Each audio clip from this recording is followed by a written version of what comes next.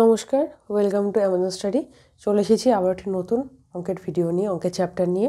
আজকে আমি আলোচনা করছি তৃতীয় শ্রেণীর গড় অঙ্ক নিয়ে। এই অঙ্কগুলো আমি দেখিয়েছি পশ্চিমবঙ্গ প্রাথমিক শিক্ষা সংসদ প্রণীত আমার গণিত অঙ্ক বইয়ের তৃতীয় শ্রেণীর আমার গণিত অঙ্ক বইয়ের 168 পৃষ্ঠার গড় অঙ্কগুলো থেকে। প্রথমেই অঙ্ক শুরু করার আগে বলিনি গড় কাকে বলে, মানে বোঝানোর চেষ্টা করছি।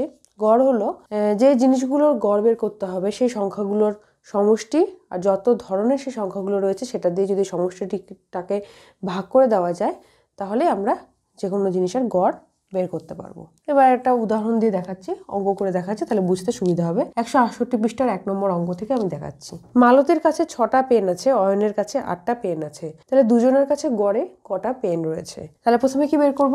মোট পেনের সংখ্যা। মালতীর কাছে 6টা রয়েছে, অয়নের কাছে 8টা রয়েছে। মোট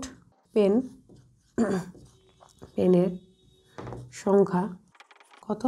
6 + 8 টি। তোমরা চাইলে নিচে নিচেও যোগ করতে পারো, পাশাপাশিও যোগ করতে পারো, যা খুশি। 6 আর 8 যোগ করলে আসবে 14টি।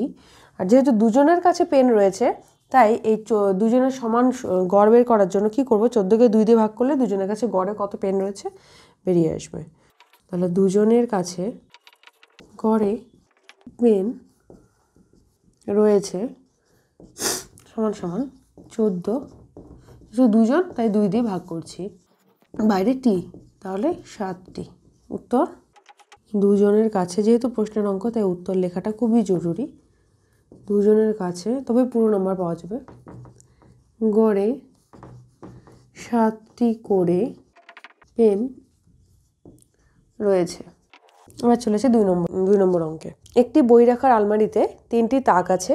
প্রথম তাকে 8টি, দ্বিতীয় তাকে 10টি, তৃতীয় তাকে 6টি বই আছে। তাহলে 3টি তাকে গড়ে কটা বই আছে? প্রথমে কি বের করতে হবে? মোট বইয়ের সংখ্যা। মোট বই আছে, প্রথম তাকে রয়েছে 8টি, দ্বিতীয় তাকে রয়েছে 10টি, তৃতীয় তাকে রয়েছে 6টি, মানে 3টে তাক মিলে রয়েছে মোট 24টি বই। তাহলে এবার 3টি তাকে গড়ে বই রয়েছে 24/3টি, 8টি। উত্তর 3টি তাকে গড়ে 8টি করে বই রয়েছে। খুব সহজ অঙ্ক।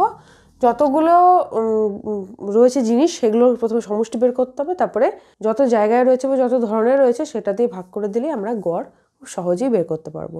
চলে যাচ্ছি পরের অঙ্কে, 3 নম্বর অঙ্ক। 4টি ঝুড়িতে আম আছে।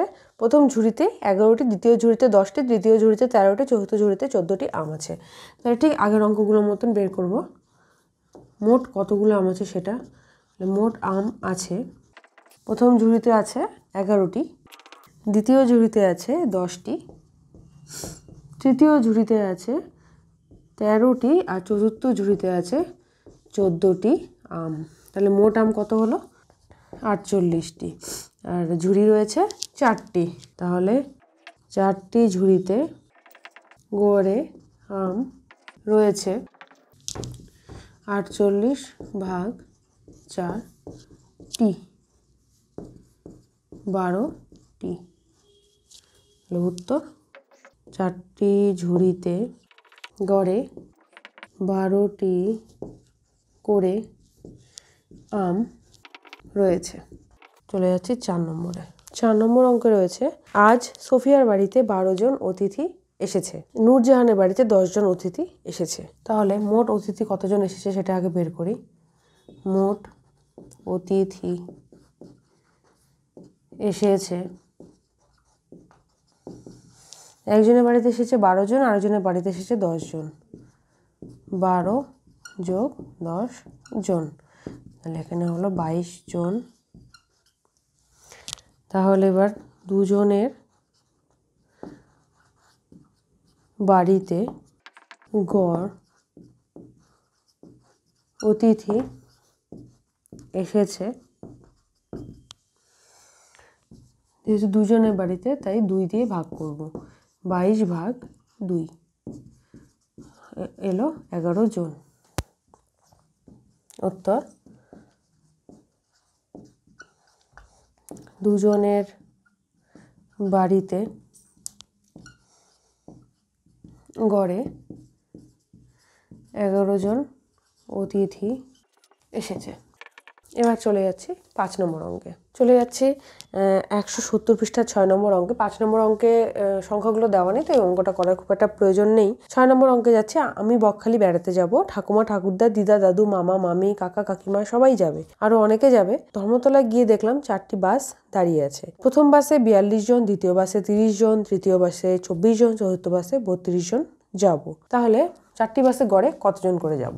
তাহলে সবাই মিলে মোট যাব, প্রথম বাসে আছে 42 জন, দ্বিতীয় বাসে রয়েছে 30 জন, তৃতীয় বাসে রয়েছে 24 জন, চতুর্থ বাসে রয়েছে 32 জন। এতজন যাওয়া হচ্ছে। তাহলে 4 4 8, 4 3 7 2 9 আর 3 12, টোটাল 128 জন যাওয়া হচ্ছে। তাহলে 4টি বাসে গড়ে যাব কতজন?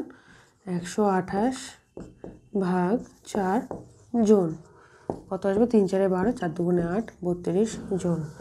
উত্তর কি হলো? 4টি বাসে গড়ে 32 জন করে যাব। এছাড়া যতগুলো সংখ্যা থাকবে সেগুলোকে যোগ করে যত ধরনের সংখ্যা থাকবে সেইটা দিয়ে ভাগ করলে পরে সমষ্টিটাকে, তবে আমরা খুব সহজেই গড় বের করতে পারবো যে কোনো জিনিসের। এরকমই আরও অঙ্ক নিয়ে আমি সামনের এপিসোডে হাজির থাকবো। আজকের এপিসোডে আমি এই অবধি অঙ্ক করাচ্ছি। এরকমই আর অঙ্কের জন্য অবশ্যই চ্যানেলটি লাইক এবং সাবস্ক্রাইব করো। আজকের ভিডিওটি কেমন লাগলো সেটা অবশ্যই কমেন্ট করে জানিও। সাথে থাকো, দেখতে থাকো আমাজন স্টাডি।